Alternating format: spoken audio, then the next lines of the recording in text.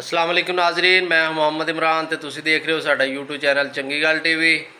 अज गल करांगे असी एक मदरसे के हवाले नाल, तुहानूं एक मदरसे की सैर करवावांगे जिहड़ा कि दुनिया का सब तो वड्डा मदरसा है। और अगर तुसी साडे चैनल ते नवे हो तो इनू सबसक्राइब लाइक तो शेयर लाजमी कर दिओ ताकि आने वाली साडी वीडियो तुहाडे तक पहुँचे। नाजरीन एक गल तुहानूं होर दसदे चलीए कि इस मदरसे के अंदर एक बहुत वड्डी लाइब्रेरी आ जिहदे च दुनिया जहान दियां किताबां मौजूद ने। तो इंशाअल्लाह कोशिश करांगे कि उस लाइब्रेरी दी भी तुहानूं विजिट करवाइए, सैर करवाइए। उस लाइब्रेरी दे अंदर भी तुहानूं लैके चलांगे, इंशाअल्लाह दिखावांगे कि किहड़ियां-किहड़ियां किताबां मौजूद ने। तो यह मदरसे की टैंकी आ जिहड़े कि पूरे मदरसे नूं पानी मुहैया करदी आ। यह सामने कंटीन है तो यह सामने कंटीन के नाल ही हस्पताल बनाया गया है। इस हस्पताल दे विच 24 घंटे डॉक्टर मौजूद ने। अगर कोई किसी बच्चे नूं कोई मसला पैदा होंदा तो बच्चा इत्थों दवाई अपनी लै सकदा, ट्रीटमेंट करवा सकदा। यह ग्रासी प्लाट ने, ग्रासी प्लाट 2 आ, बहुत वड्डे वड्डे बड़े आला किस्म के पौधे लगाए गए विच इन्हां दे। बड़ा खूबसूरत निज़ाम आ। अगर कोई सैमीनार वगैरह हुंदा है तो इन्हां प्लाटां च इन्हां दा हुंदा वा। उस तो बाद अगर शाम नूं बच्चों नूं जदों छुट्टी हुंदी है तो बच्चे इत्थे एंटरटेनमेंट वास्ते खेलते ने, कूदते ने। बच्चों के वास्ते बनाया गया है।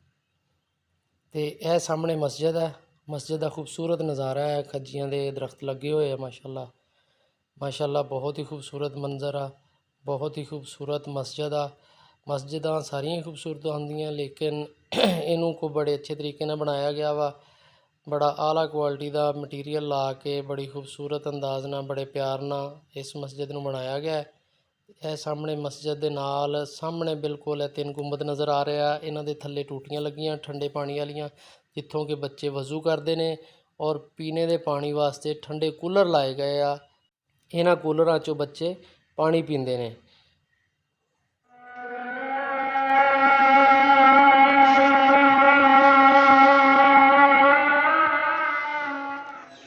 इस जगह ते जी बच्चों दी रहायशां बनाई गई, बच्चों को क्वार्टर दिते गए आ। 2 पोर्शनां च उत्ते भी क्वार्टर ने, थल्ले भी क्वार्टर ने।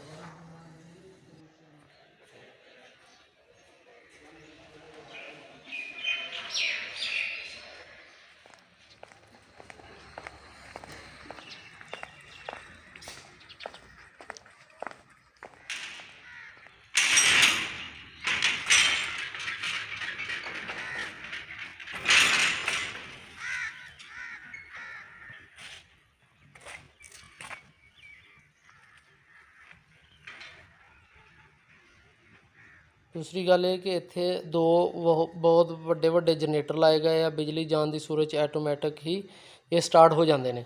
बिजली जावे, गर्मी हो या सर्दी हो, ऐटोमैटिक ये स्टार्ट हो जाते हैं। और बिजली जान का इत्थे एहसास नहीं होंदा कि बच्चे तलीम हासिल कर रहे तो उहदे दौरान बिजली चली जाए। नहीं, बिल्कुल नहीं हो सकता।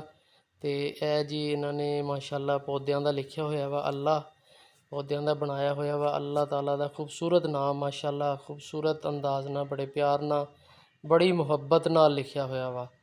तो माशाअल्लाह बड़ी मेहनत नाल लिखा होया वा। तो दूसरी साइड ते मुहम्मद भी लिखा होया वा, वो भी तुहानूं दिखाने आ। वो वाले पौधे पूरे बने नहीं है, उसकी वजह तो मतलब कि थोड़ा बहुता तुहानूं मिस्टेक होवेगा, लेकिन इन्होंने माशाअल्लाह बहुत मेहनत नाल ये लिखा होया वा। मुहम्मद भी लिखा होया वा इत्थे। बाकी दूसरी तरफ है इधर उस्तादां दियां रहायशां वा जिहड़े कि टीचर हजरात ने। दूसरी तरफ माशाअल्लाह जी जनरेटर पिया है। ये बैक साइड है मस्जिद दी, मदरसे दी बैक साइड है।